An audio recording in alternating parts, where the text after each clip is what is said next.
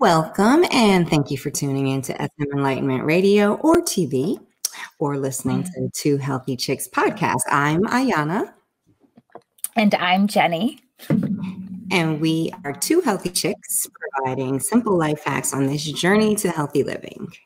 So, Jenny, what's in your mug? All right. I already started tonight. I got a tickle in my throat. I'm like, but I am loving my tumbler. And I have my inner calm in the pink lemonade flavor. So I love it. And every evening this way. Love it. What are you drinking tonight? I've got my Arbonne tumbler, and I have seltzer, actually Mandarin orange and regular seltzer, along with complete hydration, getting those electrolytes in, starting to creep up with some of that pain. So side eye.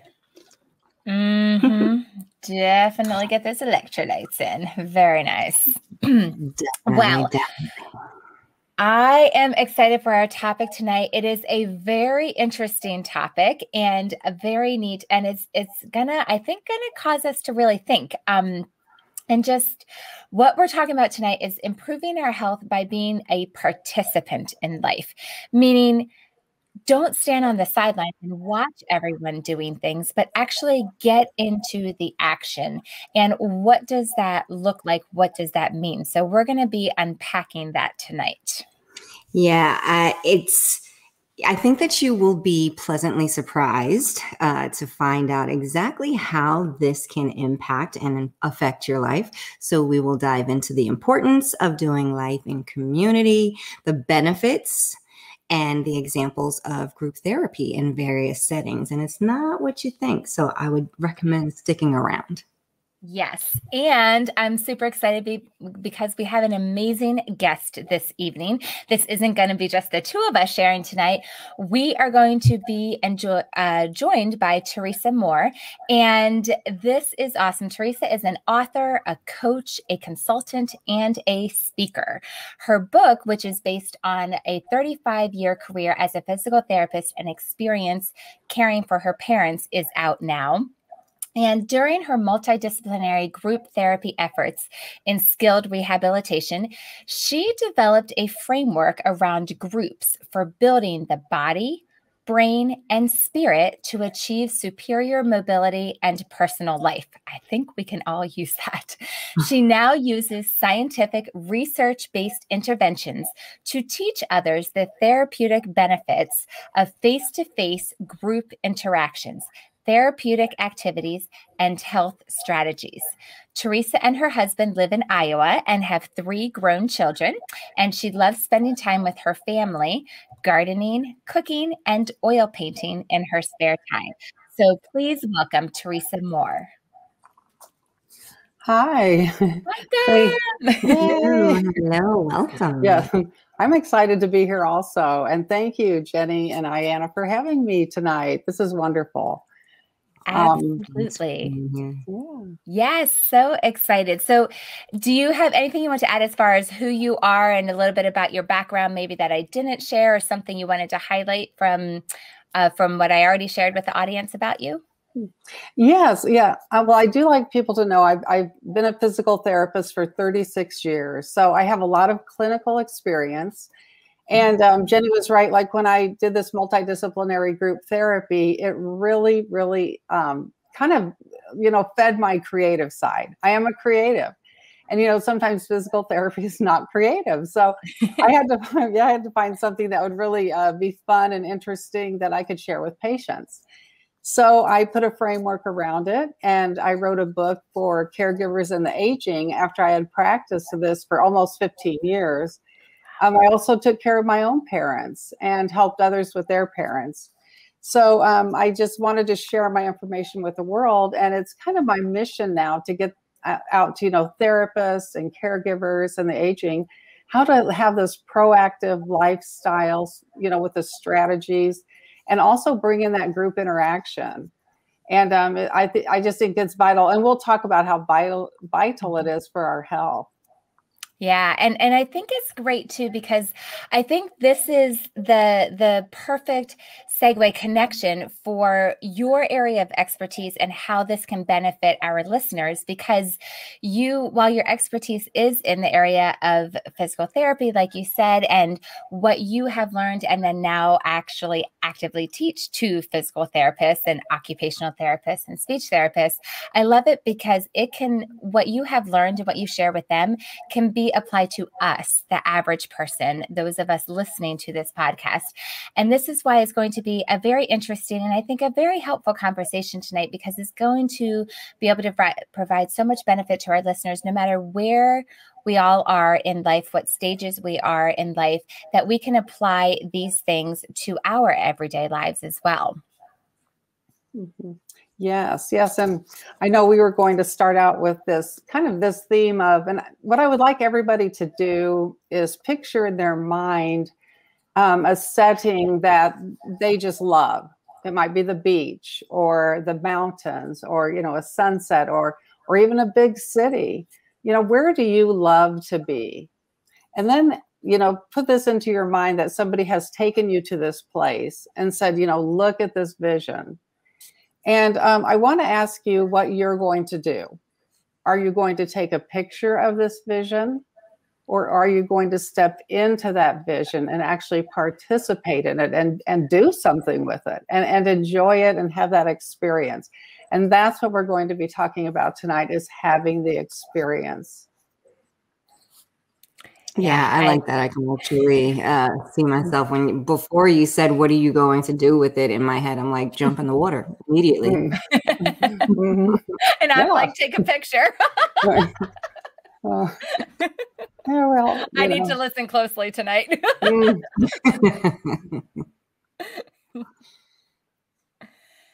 Awesome. Well, I think you have some interesting statistics to share with us as well. I know you were sharing with me some very interesting information that really took me aback. Mm-hmm. Yes.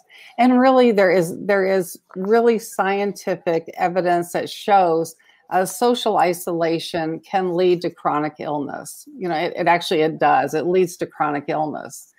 So there are some statistics, and one of them is 50% of the people right now are getting dementia. And so it's basically, tossing up a coin and, seeing where it lands. It's that prevalent. Wow. Yeah. And 60% of caregivers are dying faster than those they care for. Ooh. Yeah. So these are, alarming statistics. And, I just talk to people about these because I want them to know that this is a time in our life when we can start this proactive aging process. And we really should, in our midlife, take care of ourselves as we take care of our aging parents, because if we want to have our brain and body working well, in our 70s, 80s, and 90s, we really need to step into the game now and experience and really have a lot of good experiences.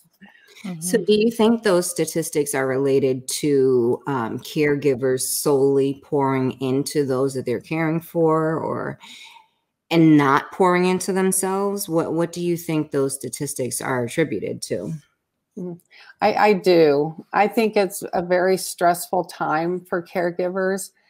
Some are, actually raising children as they take care of their aging parents. Yeah. And then just the stress, like, especially if you're caring for somebody that has dementia, that can just be extra stressful. And people aren't taking the time to, do the self-care so that they can, feel good and have their life full so they can actually give to others. Insert the self-care episodes that we have had in the past. So go back and listen I believe to those. That would be episode 5, if I can remember correctly. Oh, you have a good memory. I don't know, but just go back and find it. We definitely talk about self-care. Yeah, it is. It's so important. Yeah. And I just talked to a group the other day and they said, what's the number one thing you can do as a caregiver? And I said, take care of yourself, first. Yeah. Yeah. And after the pandemic, it's more important to live life together and like actively be a part of life, because we've been isolated. If we were following the rules, we've been isolated for about a year and a half.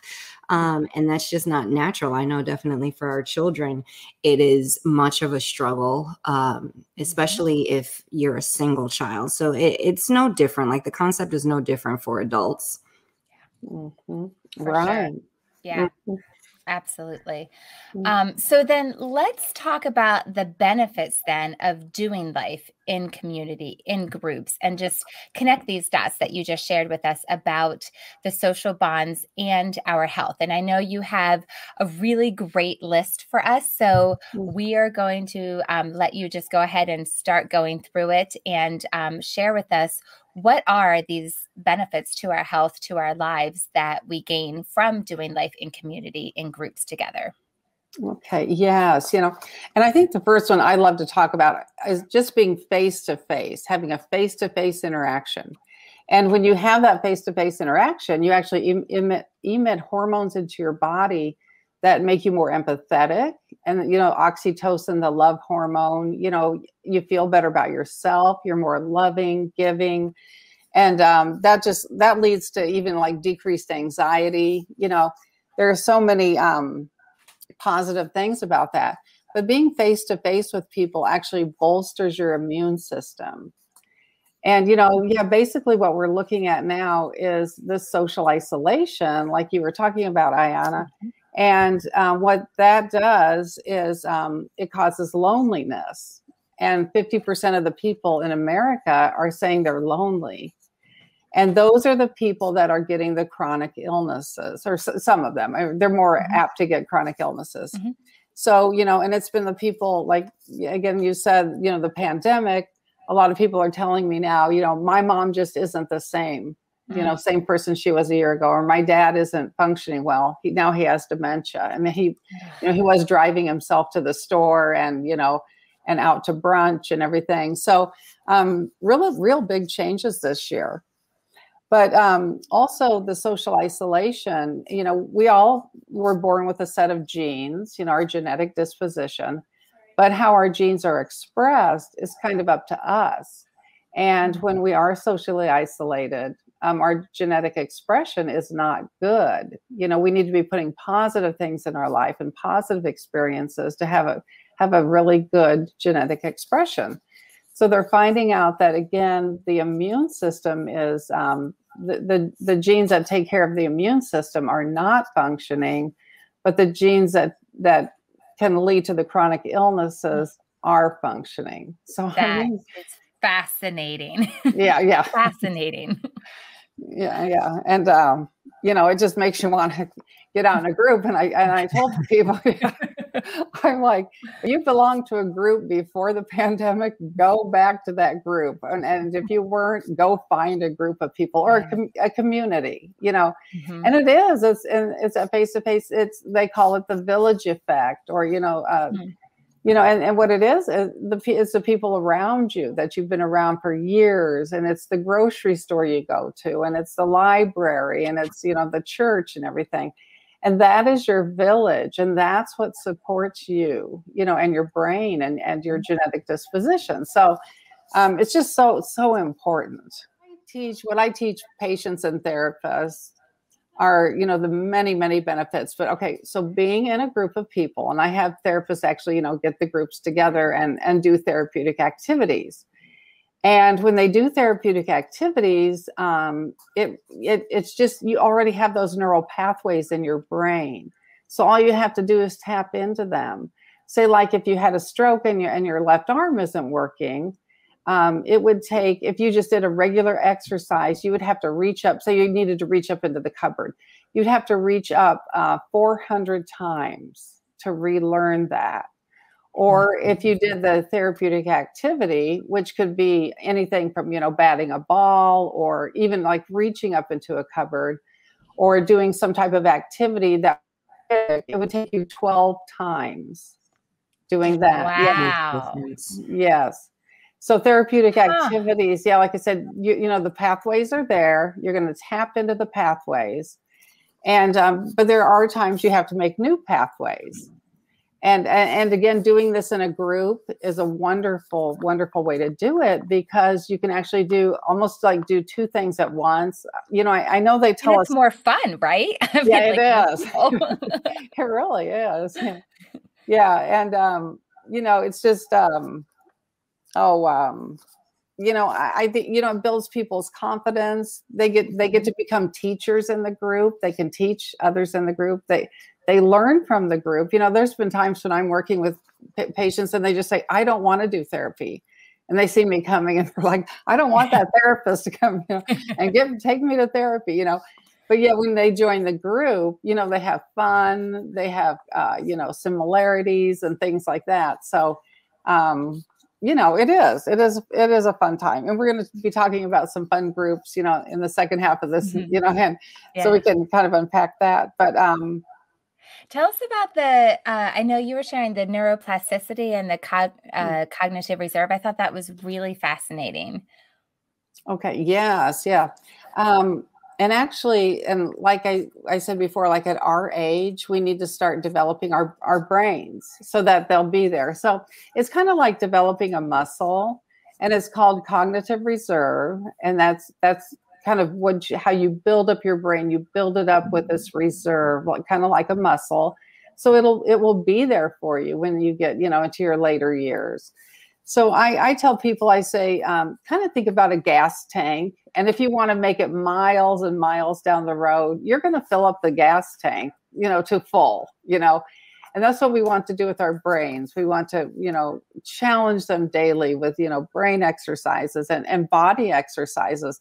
Actually, what you do for your body, and that 30 minutes of aerobic exercise every day that we're supposed to do, that actually strengthens your brain too. It builds your hippocampus, which is your learning and your memory center. So go ahead. I just had a question about that, but go ahead.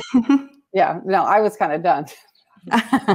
So what would be like an example of an activity that someone could do just to build that cognitive reserve? And, you know, like some of those brain activities, we see so many apps out there, and, you know, you never really know if there's any science behind it. Like, you know, education, we're all kind of education related. We all understand SRBI. So is there anything particular that you might recommend to help build that cognitive reserve? Yeah, and that is a great question. And there are online brain, you know, exercises. I actually joined one for about a year, but I wasn't that interested in it after a while. But there are the online, and then I actually follow. He's a neuroscientist, and he tells you all about the different kinds of brain exercises you can do. You know, such as with memory and with directions or, you know, mapping things out. So what I would do, you know, for myself or my patients is possibly or if you live in a large city and they open a new coffee shop across town, instead of getting on the Google map on your phone, make your brain map it over, you know, map you over to that. Yeah. And even like in the nursing home, we would say, okay, let's go to the ice cream shop today. And, you know, let's map it out in our brains. How are we going to get there? You know, and then memory, like going to the grocery store, make yourself a long list of groceries, and then get to the grocery store, put your list away and try to remember. You're killing me. Come on. I know. Yeah. And, you know, quiz yourself several times a day. Like, what was her name? I met her 2 days ago. Now, what was her name? Or, you know, what was I supposed to do today? How many appointments do I have today? And what time are they? And who are they with? You know, so just challenge yourself every day. Ask those questions and, you know, map things out. There's all different kinds of functions in your brain. There's like 10 different types of exercises. But you can make up your own. And another thing, learn a new language. You know, playing. Yeah, that's a huge one. Play an instrument. Do some artwork. Even if you don't like to do art, you're not good at it. It doesn't matter. You just have to do it. You know, that you'll get the benefits. You know, So there are a lot of things you can do for your brain, and actually fine arts. And I have a group therapy session called, it's called Picasso's Painting Party. And, and like, I just blow up group therapy. So we paint, we talk about transitions, because people have, broken a hip and they're not going to go home. And how do we transition? And maybe they lost their spouse 3 months earlier. So we do that. Then we work on balance. So, but all this is leading into a healthy brain, and that's what we try to get. We try to decrease the anxiety and depression. We try to make those new neural networks in your brain so you can do new activities. And so and just challenge. You got to challenge, and when you're good, then you need to turn up the speed on it. So it's kind of a never-ending challenge. But there's a lot of positive peer support. Like if you guys, or if I were to go out and exercise with friends, I would probably try a little harder. I would try to get a little faster, maybe run a little further, although I'm not a runner, I'm a walker. But, if we were going to stretch, I would stretch a little better, so it's just things like that you want to, but yeah. So, yeah. So I think that gives us a great foundation. And when we come back in the next segment, we will dive into examples of various different types of quote unquote group therapy. And remember, we're using this term rather loosely tonight. So definitely stick around. We will come back in the second segment with more information. And thank you for listening to Two Healthy Chicks on SM Enlightenment Radio.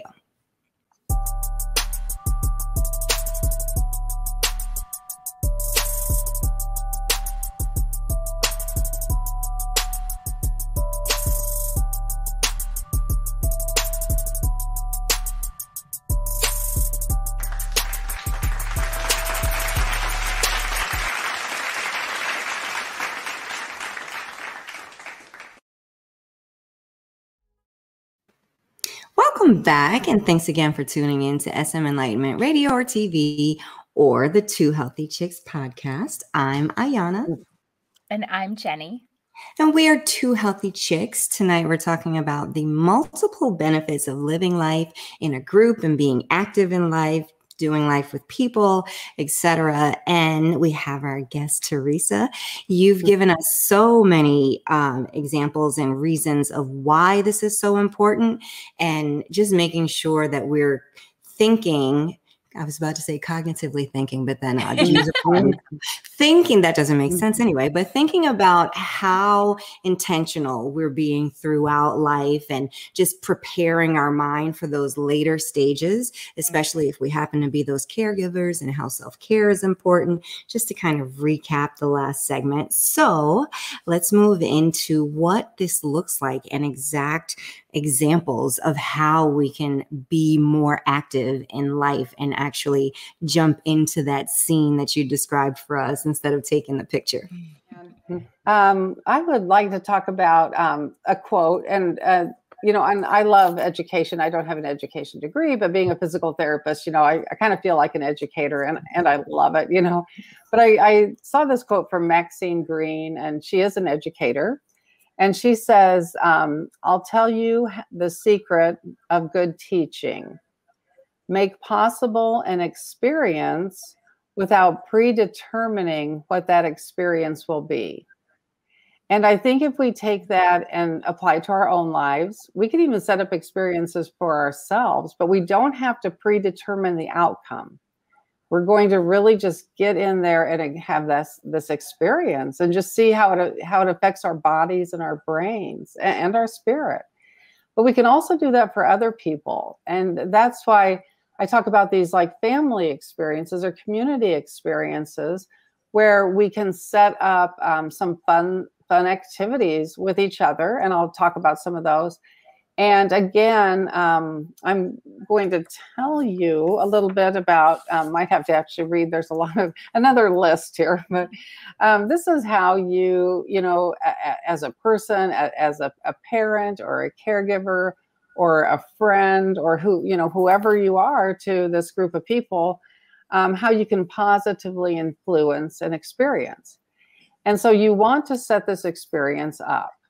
And then you want to give directions if you're kind of leading the group, so to speak. And then you want to be a moderator. You want the experience to start, take over, let people interact, and you want to be a moderator. You can also facilitate, like I know, like in physical therapy, I might be helping them with some therapeutic techniques or helping them move a limb to, do something like that. So you can help. And then, but what you want to do is, like, metaphorically, you want to step away, unless you're a big part of the group, but step away and just let the experience happen.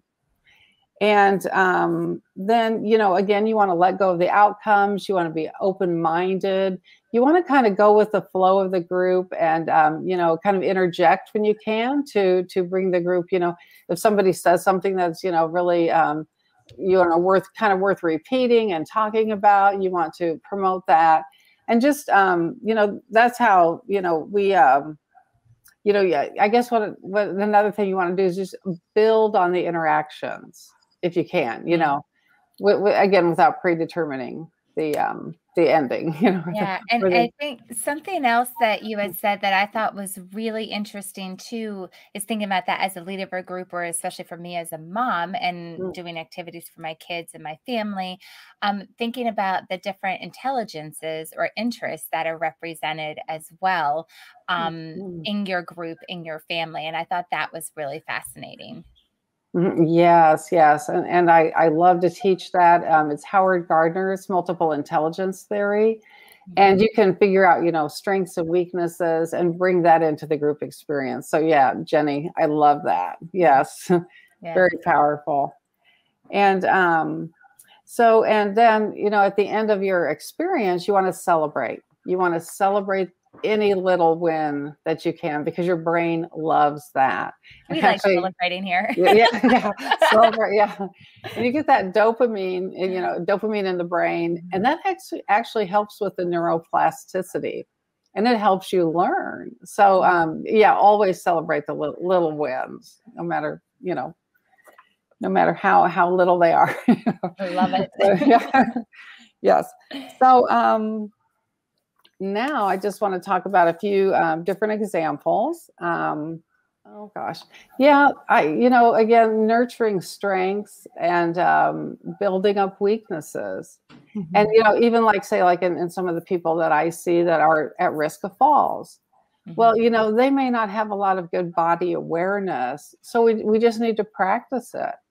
Again, it's that neuroplasticity where we want to build those neural networks in your brain so that your brain and body can function together. And it's amazing. Sometimes it only takes a couple of weeks to get the brain going, and everybody's kind of shocked, it's a wonderful thing. But some of the things that I like to do, well, again, let me just give another, a general thing that we all need to be doing for our whole lives, and that is playing. Yeah. And really, part of our home exercise program is to tell our patients to go home and play. Yeah, because in particular, people ask me, you mean play board games? And I'm like, no, it's not board games, And we had an excellent example. I got to take a drink of water.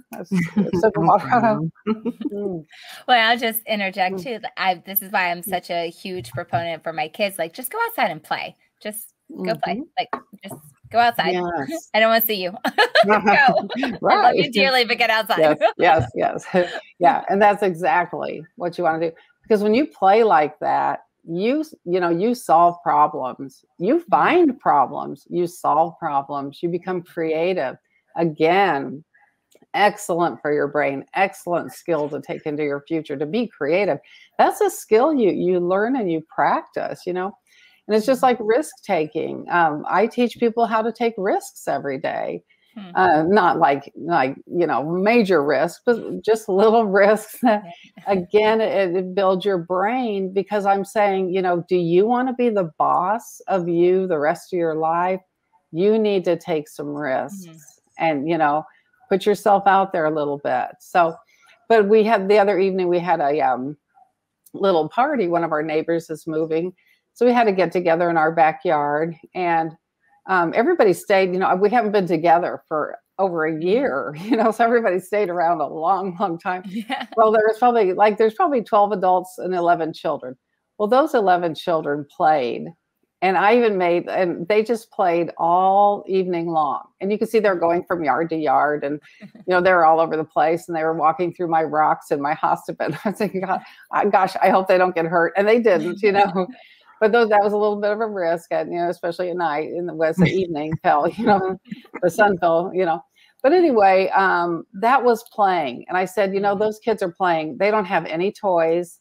They don't have there's nothing to play with. They're just playing with each other. And it's that interaction. Yeah. And that's where you learn so much. You learn so many skills. And that's something you just don't want to lose, like even at our age, we have to make an effort to go play, with our friends and, and do that. So, let's see. So I did talk about art and the benefits of art, and maybe even painting with your family or crafts or whatever you like to do. A cooking group is a wonderful thing for a family to do together. And I have a slide of it's somebody rolling out some dough, and this is what I ask my students. I say, how many systems are affected by just standing up at the counter and rolling out a piece of dough like you're going to make a pizza? And there's about maybe a little under 15 systems in your body that are working. Wow. Yeah. Really? All your senses, you get the visual. And if you're in a group, you get the auditory, you get the smell, the taste, the touch. You get range of motion in your hands and your shoulders as you roll, the rolling pin. You're shifting your weight side to side. You're balancing. You're contracting your core muscles. You're really strengthening your arms and your legs. You might even be strengthening your heart if you can't stand up for very long. So if grandma's over there, bring her into the picture, get her to stand up for a while and roll out some dough. And she's getting all this exercise and stimulation. Wow. So there's just a huge amount. I have a list of things. Clearly, I need to make more pizzas, but actually, moral of the story. Yeah. I thought I was doing big stuff by adding toppings and pesto. Clearly, I need to start with the dough.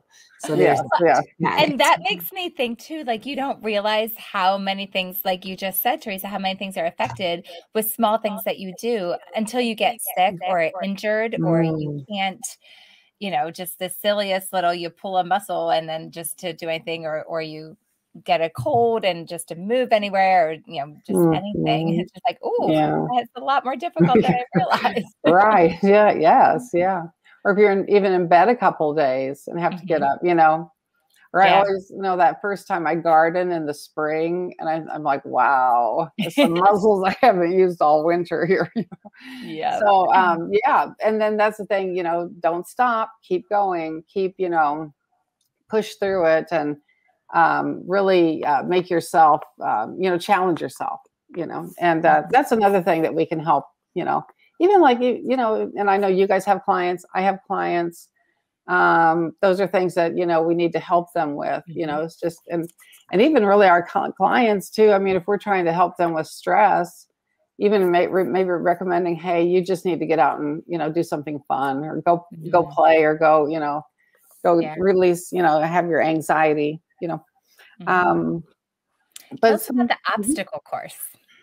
Okay. Yes. Yeah. Well, I know we would set those up, for patients and, we were very lucky to have a huge dining room that was empty, most of the day and things like that. And, so, you can do that for, your loved ones, or if it's more challenging, if it's you and your family, go take a hike, find a challenging hike in nature. And that really gives you a lot of, different surfaces and movements to make. But yes, we set up obstacle courses that people have to walk around or climb over, things like that. You can even think of the kids, the climbing, the jumping, the running, things like that. My kids do that. They set it up in our living room. They set up obstacles. So now I'll be a little bit more understanding when they do that, right? Right. They're learning. Yes. Yep. Yeah, absolutely. Yes, yeah. So you mentioned rolling out the dough. I'm curious. I know gardening is one of the groups that you recommend.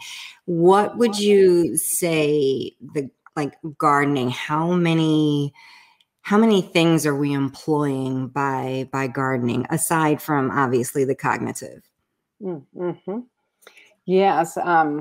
Well, for one thing, just listening. You've got your whatever, maybe crickets, birds, whatever. We actually have a pond close to our backyard, so we hear these frogs, all summer long. They're very loud. So anyway, when I go out, I hear all these noises and the birds. So you've got that. You've got the nature, which has that symmetry to it. It has a lot of symmetry. So you're getting the visual. And again, that's almost like art and that creative, art. They do say too that if you just go to like a museum and look at art, that you can, maybe not everybody does, but you can actually go through some of the, the experience or even the movements or whatever that the painter went through just by viewing art. So which is kind of crazy, but again, it's a brain thing. So I'm thinking, when you go out into nature and you're looking at all these, just think of all the shapes and the symmetry and the textures, it's like a visual, like candy, for me, I love nature, But and then the gardening, it's the I hate to do lunges, but when I pull, I have a lot of weeds to pull, so I am lunging, and so it is all that exercise. So it's a lot of body balance. Your vestibular system is and that's your balance system. But when you turn your head and move your body, and even moving around in a circle, that is stimulating your inner ear. Wow. So that's, and we would have and again, I know I'm bringing this back to my patients a lot, but then again, maybe a lot of people are taking care of parents, but we had our patients sitting at tables and standing up and planting flowers, and they engaged in all this conversation about, growing things, or whether it was garden or, I kind of live in a rural area where they grow a lot of corn here in Iowa. So a lot of farmers, they're really into that, But we had them, planting, and sometimes the men were actually more into this planting than the women. And then we had some reach up and put the hanging baskets up on the, hang those up. And one man was sweeping the sidewalk. So I guess what I'm saying is just let go of the outcomes, just set up a really, really good experience, and then just, let people have let it them. happen. Yes. Yeah. Yeah.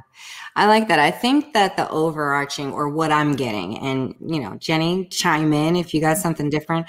I think that overall, we just need to get out there now that we can, to an extent. We'll just leave that there. Get out there. There are so many different ways to do that, at the risk of, giving apps and names without sponsorship. Here we go. Don't do it. I just can't not give our listeners some more. I always just want to give more, but just a couple. So something like the neighborhood meetup, any kind of networking app or online service. Again, not social networking. Two different things, networking, and just get out there. If you don't, or maybe even your town leisure services, like in town, we have had tons of cooking classes and sewing classes, baking classes. Just look in your area. You'd be surprised what you can find. So I think that is definitely what I'm taking away. Whether you're a caregiver for littles, for elders, for whomever, make sure you're taking care of yourself. That's what I got. Absolutely. I totally agree. I think this is amazing information. And I think it's great because some of these things we do naturally in our lives, but I love having the backstory, if you will, like the validation, I guess, of how important these things really are. So continue on doing them. And if you're not doing them, especially in light of everything that we've been through with the past year and a half, however long it's been, to encourage us of the importance of it. And here's why, and let's get out there and go do these things. So thank you, Teresa, for being here tonight and sharing with us, shedding this light on this amazing concept of doing life in community, doing life together. We are so grateful for your information and your expertise. So thank you so much.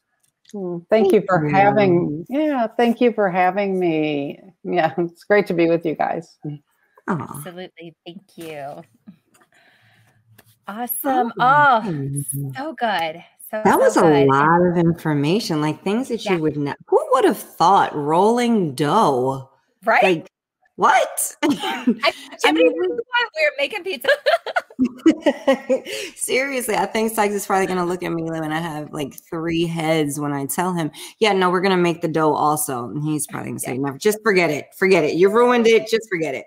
But I'm going to give it a shot. We'll see what happens. And Teresa shared so much information, much good stuff, a lot of words that I'm not sure if I could and I like pronounce them or whatever, some really technical words. So if you missed it, don't you worry. We got your back. We're going to have it in a group. So check us out in our VIP Facebook group. That is where you go to connect with us, to meet with our listeners, to hear the information in written form from our guests. So that's where we will be putting that. So 2 Healthy Chicks, the number 2 Healthy Chicks on Facebook, and that's where you can get connected with us and all the information that you heard tonight. Yep. And now it's time for our APOD. Yeah. I think that I've just kind of made that our theme for APOD because clearly we're not going to come up with any music. Anyway. Yes. Again, you have got to listen, watch us and watch us on YouTube because you're missing all of the effects. Our APOD is the Arbonne product of the day, Super Boost, Arbonne Super Boost. So antioxidants, we're talking about getting out there and being with people and getting back to being vibrant in life. Antioxidants are an important piece of maintaining good health. And Super Boost is packed with superfruit juices like blueberry, pomegranate, amla, acai, along with vitamin C, zinc, selenium, provides antioxidants to help protect the cells from oxidative damage. It also has an energy booster blend because, Jenny, we love our natural energy. Just saying.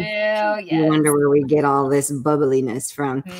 Anyway, energy booster blend with green tea leaf extract. I can never get that out right. Guarana. Guarana seed extract. Never. Yerba mate leaf extract and ginseng root extract. They all deliver a gentle boost of energy. So there's your Arbonne product of the day, the Arbonne Super Boost. Sykes and I are kind of corny with it. So we take ours every morning, right? Obviously, we're in separate places most time, but on the weekend, we actually toast with our Super Boost. That's so cute. I love that. But I love it. I'll never drink it the same again. I'll be thinking of you guys toasting each other. Exactly. That's adorable. You have to make something of it. Everything has to be an event on the weekends. We do shakes in tall stem glasses. We're kind of ridiculous with it, but anyway. Love it. Oh my gosh, that's so awesome. Random fact. What's your random fact, Jenny? Okay, mine is totally random. I'm going way back for this one. Don't judge me. I was on the math team in junior high. Okay. I already said it. You missed it. Last week, it was the marathon. This week, you're on the math team? Junior high. Let's not get confused. I did not do that in high school. I don't think I was smart enough in high school. I lost it. I'm pretty sure it was only junior high. I don't even remember. I don't know. Like, I kid you not. Do you even know what the math team is? This was not supposed to be a long thing. Like, you would travel to other schools and compete. You'd sit in a room in your line, in your row, and they give you math problems. And you would do them. See, not to like belittle any school or anything, but I think smaller, that's a better word. Smaller schools may not understand that in like smaller towns. But again, I went to Brooklyn Tech, like small city, 4,100 kids. Like, we had a math team. We had a debate team. Small school though. We were a very small school. And that's shocking. I don't know which is more shocking. Okay, fine. Enough about me. What's your this is random. We're getting the random part of random facts. What is your random fact, Ayana? Stop judging My random fact. Just last week, when reviewing, our podcasts and our episodes, I noticed that when I get really excited or really passionate about something, I overuse the word literally. I'm almost positive. Literally. I'm almost positive I used it a minimum of 10 times in the last episode. I was mortified. So for those of you who are following us, Ayana, this is going to have to be an activity. Yes. And I want Count you to literally. I want you guys to use the Facebook group. Don't do that, please. Use the Facebook group. If you catch me out there saying literally, I want you to throw it in there like, nope, Sykes, we saw it. We heard it. Nope. So I'm making a vow. Love it. Literally. We might even have to do some prizes, if you guess the right number of literallys that Ayana says. That's awesome. It was awful. It was awful. Oh my gosh. All right. We got to go. That's a wrap. Oh my goodness. Thank you everyone for joining us tonight and tuning in. Literally drinking game. Wait, our producer is coming up with ideas. I'm so sorry to cut you off, Jenny, but I can visualize this literally drinking game. Take your tumbler. Every time Ayana says literally, you take a drink. I literally love it. It doesn't count if I literally say it. It only literally counts if Ayana says it. Oh, we're going to have a good time with this. Say it and I don't. Life will never be the same on this podcast ever again. You are literally killing me. And we are glad that you tuned into SM Enlightenment Radio or TV and listened to the Two Healthy Chicks podcast. And I'm Jenny. I'm Ayana. And we are Two Healthy Chicks. Have a great whatever you're having. Bye. Bye.